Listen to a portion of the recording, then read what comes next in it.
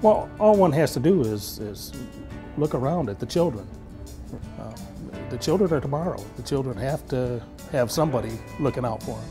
Well, Children's Miracle Network is a year-round project. We raise funds year-round for it, but they dedicate 6 weeks every year where we concentrate on fundraising for the Children's Miracle Network.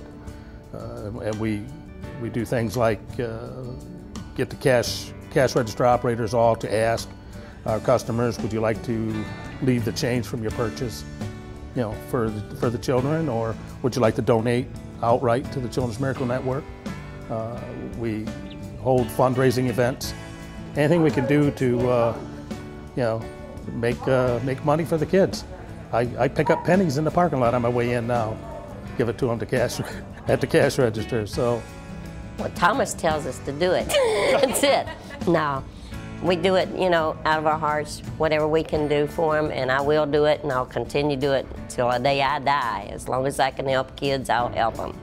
It means a lot to me because if it was around when my little brother was living, my little brother might still be with me today. He was 5 years old, and he was diagnosed with hemophilia back then, and they didn't have the equipment. My mom and dad couldn't afford the equipment that they had to help him in any way, but if Children's Network would have been around, I'm assured he would have been here with me today.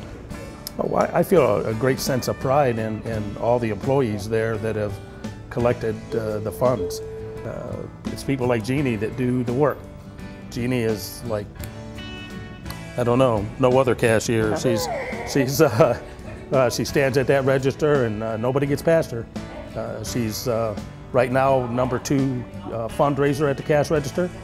At the end of week 3, she was as a cashier well over $600 collected, penny at a time, $1 at a time, quarter at a time. Because there's so many little children out here in the world today that needs the help that we can give them, and if more people would do it, the world would be a better place.